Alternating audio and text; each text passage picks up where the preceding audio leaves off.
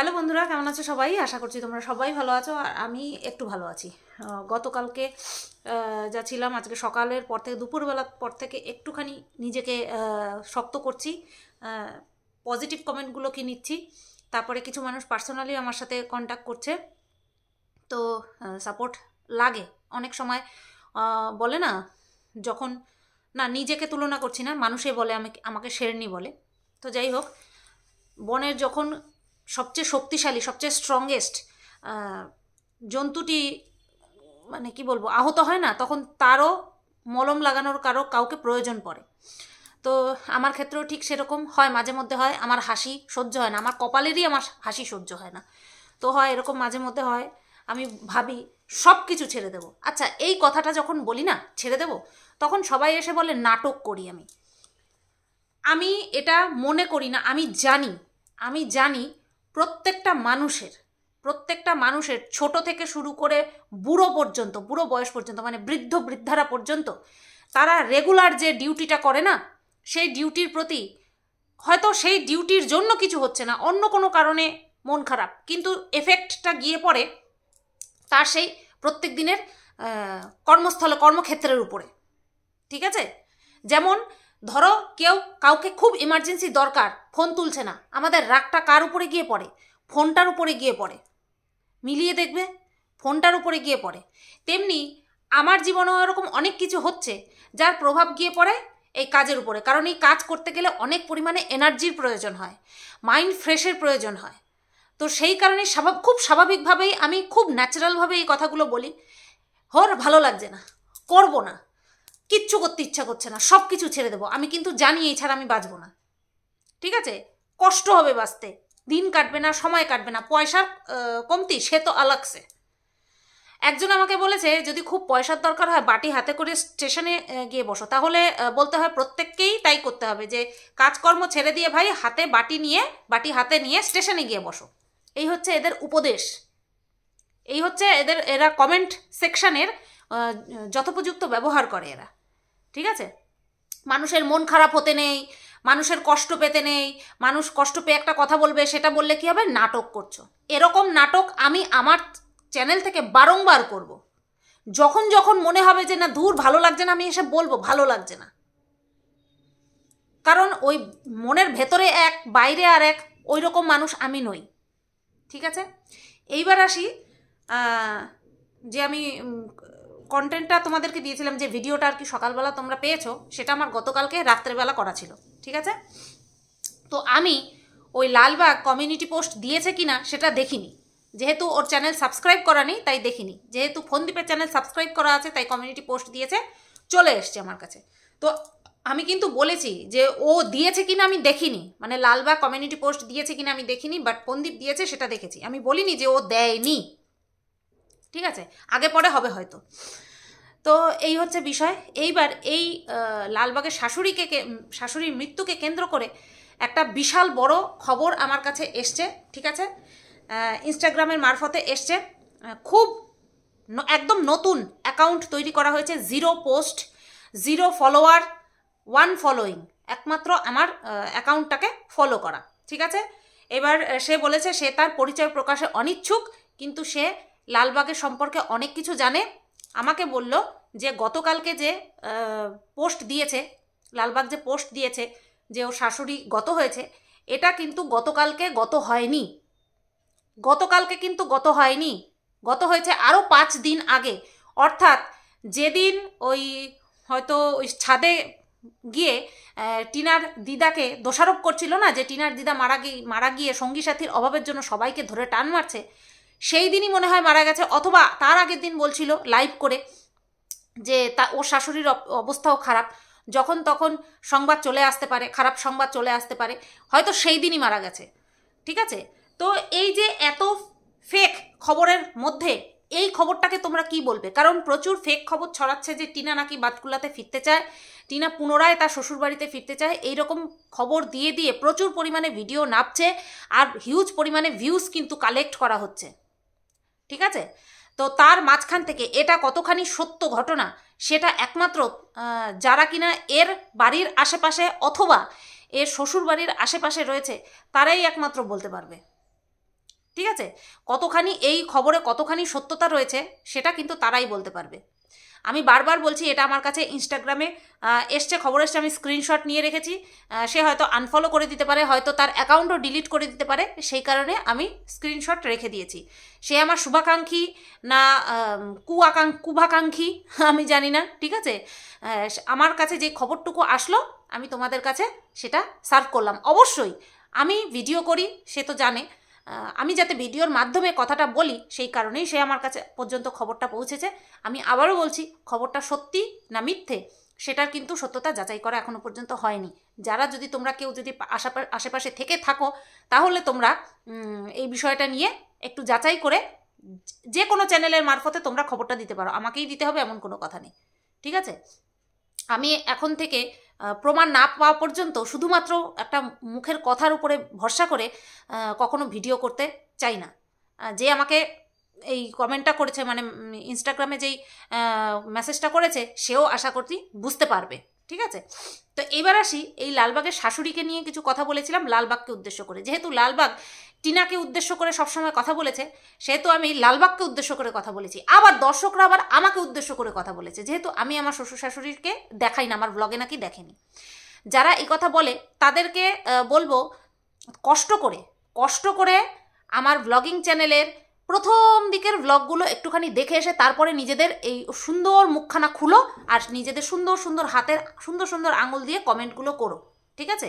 যে আমি তাদেরকে যত্ন করতাম কিনা, তাদের জন্য রান্না করতাম কিনা, তাদের কোনো দিনও খাইয়েছি কিনা, ঠিক আছে। তাও আবার টাইম টু টাইম যাও গিয়ে কষ্ট করে দেখে আসো ST সুইট ব্লগ, প্রথম দিকের ভিডিওগুলো দেখে এসো, তাহলে গিয়ে যদি তোমাদের চোখে পড়ে তারপরে এসে এখানে মাতব্বরি দেখাও কমেন্ট বক্সে, তারপরে লেখো আই এম তো অবাক, ঠিক আছে।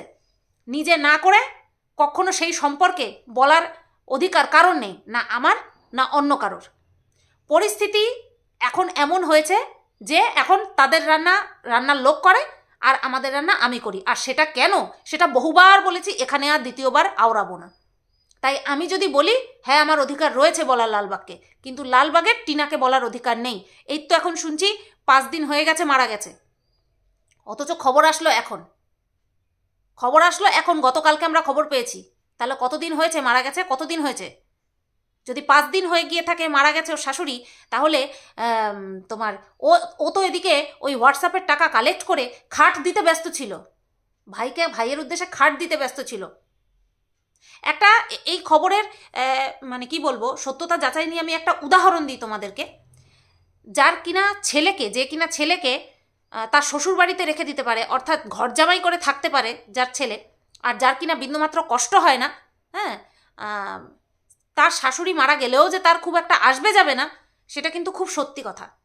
আজকে আমার কয় মাস আগে জানো, প্রায় 5-6 মাস আগে, হ্যাঁ প্রায় 5-6 মাস আগে শেরুকে নিয়ে এরকম একটা পরিস্থিতি আসে, শেরুকে দূরে সরিয়ে দিতে হবে। সেই পরিস্থিতি আমি কাউকে প্রমাণ করতে রাজি নই, হ্যাঁ, কারণ এখানে মানুষ হাসলেও বলে কি বলবো কষ্ট লুকাচ্ছে বা ভয়ে লুকাচ্ছে, আবার কাঁদলেও বলে কুমিরের কান্না। এখানে আমি প্রমাণ করতে রাজি নই। তো ওই সময় আমার কতখানি কষ্ট হয়েছিল সেটা আমি জানি। আবার পুনরায় এরকম একটা ফেজ এসেছে আমার জীবনে, এখন আমার কি হচ্ছে না হচ্ছে, কতখানি ফাটছে সেটা একমাত্র আমি জানি, কাউকে প্রুফ করতে আমি রাজি নই। শুধু কি হচ্ছে না হচ্ছে সেই আপডেটটুকু দেবো, ব্যাস, আর কিচ্ছু না।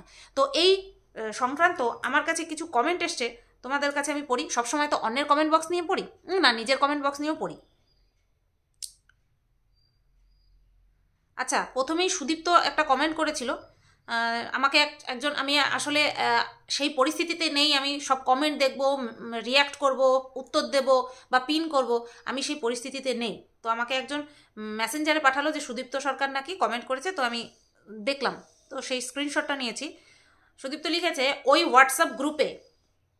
হোয়াটসঅ্যাপ অর্থাৎ টাকা কালেকশনের হোয়াটসঅ্যাপ গ্রুপ, ওই হোয়াটসঅ্যাপ গ্রুপে আমার একজন আছে, গ্রুপ জয়েন করার আগে বাই ফোন কলে কিভাবে ব্রেন ওয়াশ করা হয় শুনলে হেসে পেট ব্যথা হয়ে যাবে। আচ্ছা, এই হোয়াটসঅ্যাপ গ্রুপে যেখানে কিনা টাকা কালেক্ট করা হয়, সেখানে এই সুদীপ্তর একজন আছে, ঠিক আছে, চেনাশোনা হয়তো একজন আছে, যাকে কিনা এই হোয়াটসঅ্যাপ গ্রুপে জয়েন করার আগে কিভাবে ব্রেন ওয়াশ করা হয় সেটা শুনলে নাকি আমরা হেসে মরে যাব। তারপরে আরও একটা কমেন্ট করেছে সুদীপ্তই, আর এটা সেই বার্থডের থেকে চলছে। ছোট্ট একটা কথা বলছি, বার্থডেতে এদের কনসেপ্ট ছিল যে টিনা নাকি বার্থডেটা পণ্ড করে দেবে, তাই সবাই গিয়ে ওই যে জেল খাটা আসামির পাশে যেন দাঁড়ায়। আচ্ছা আচ্ছা আচ্ছা আচ্ছা, বলো ভাবা যায়? আচ্ছা আচ্ছা, এই কমেন্টগুলো আমি আগে পড়িনি, তাই পড়ে বুঝতে একটুখানি টাইম লাগছে।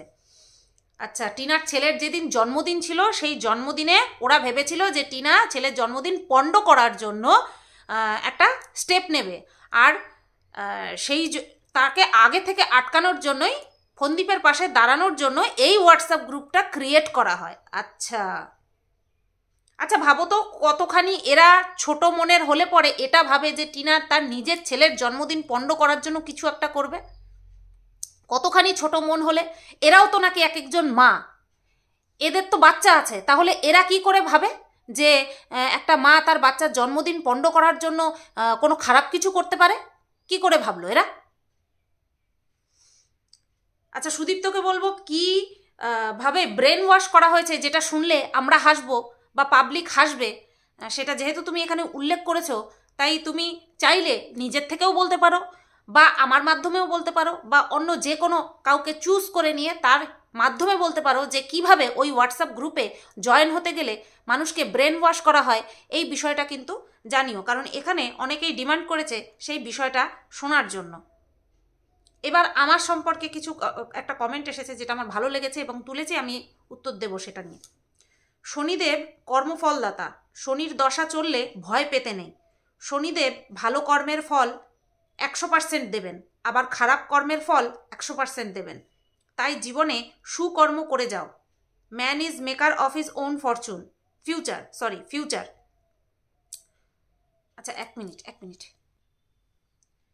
তো চলো কমেন্টটা পড়ি, একটা ফোন এসেছিল এই ফোনে, তাই ধরতে হলো। Man is maker of his own future. সৎকর্ম, সৎচিন্তা, সৎবাক্য এগুলো করো, স্বয়ং ভগবান তোমার সহায় হবেন। গরিব মানুষদের সাহায্য করো, যেটুকু পারো গরিবদের খাওয়াও, শনিদেব সন্তুষ্ট হবেন। জয় শনি মহারাজ। আচ্ছা, এই কমেন্টটা করেছেন বিউটি অধিকারী চন্দ্র। আমি এই কমেন্টে 100% কি বলবো, সহমত প্রদান করি, কারণ আমি এটা মানি যে মানুষ তার নিজের কর্মের দ্বারা তার জীবনে যা হয় সেটা নির্ধারণ করে। ঠিক আছে, নিজে নির্ধারণ করে। আর এই যে সুকর্ম করে যাও তার ফল পাবে, এই কথায় আমি ভীষণ পরিমাণে 100% বিশ্বাসী।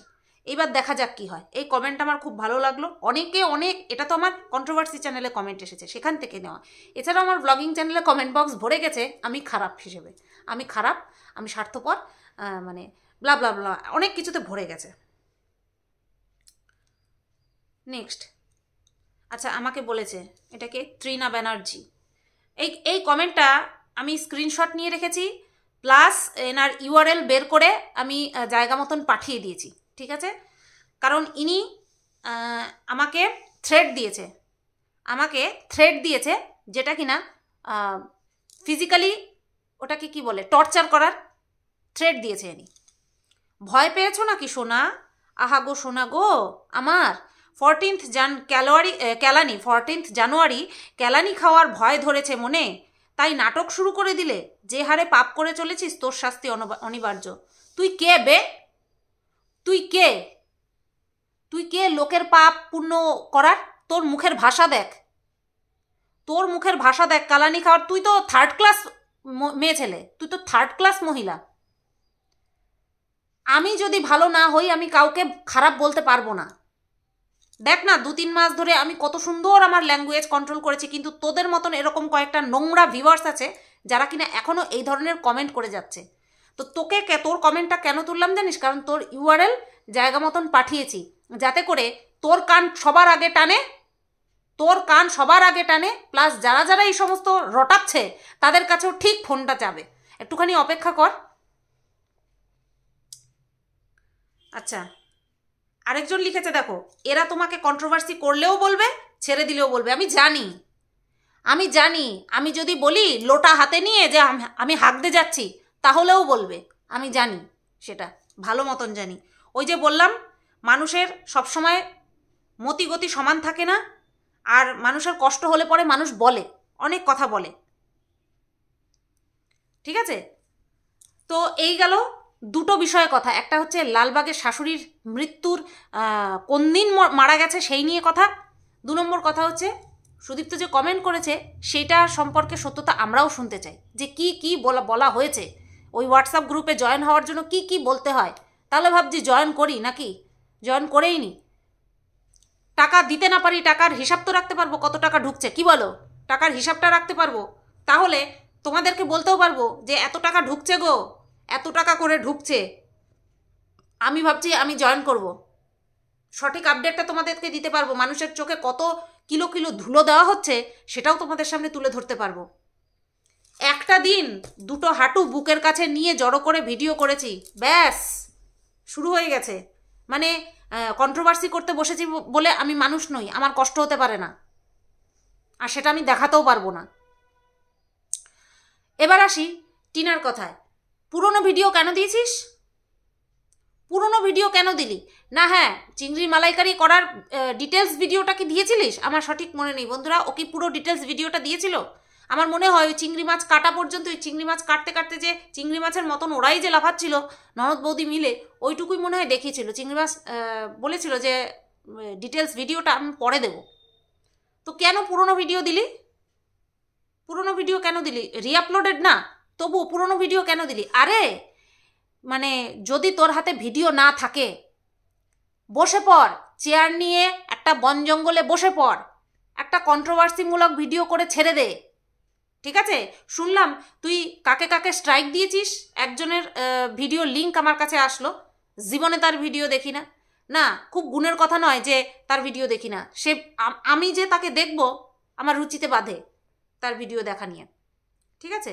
কারণ সে অন্যের ক্ষতিতে, যারা ক্ষতি করবে বলে ভাবে তাদের কমেন্ট বক্সে গিয়ে লাভ দিয়ে হাততালি দিয়ে আসে, লাভ দিয়ে হাততালি দিয়ে আসে। আমার ক্ষতি করার জন্য যারা স্টেপ নিয়েছে বা যারা কোনো কথা পর্যন্ত বলেছে, সেখানে গিয়ে সবাই মিলে গিয়ে হাততালি দিয়ে এসেছে। অথচ একজনের চ্যানেলে 3টে স্ট্রাইক পড়েছে, আমি একটুখানি আনন্দ করেছি, ব্যাস সবার ফেটে গেছে। আনন্দ পেয়েছি মানে বিশাল আনন্দ পেয়েছি। আমি তো অপেক্ষায় আছি, কবে সার্চ করলে মানুষে সেই চ্যানেলটার খুঁজে পাবে না, আমি অপেক্ষায় আছি। আর শুনলাম টিনাও কাউকে 3টে স্ট্রাইকের জন্য নাকি অ্যাপ্লাই করে দিয়েছে, আবার বলছে 3টে স্ট্রাইকের জন্য অ্যাপ্লাই করেছে, ওই 3টে ভিডিও আমি নিজে থেকেই প্রাইভেট করে দিয়েছি। ভাই এটা স্ট্রাইক দেওয়ার কোন নিয়ম? এটা স্ট্রাইক দেওয়ার কোন নিয়মের মধ্যে পড়ে আমি জানি না। স্ট্রাইক অ্যাপ্লাই করার জন্য একটা থাকে ইনস্ট্যান্ট রিমুভ, ইনস্ট্যান্ট স্ট্রাইক পরে ইনস্ট্যান্ট ভিডিওটা রিমুভ হয়ে যাবে, অবশ্যই যদি মিল হয়।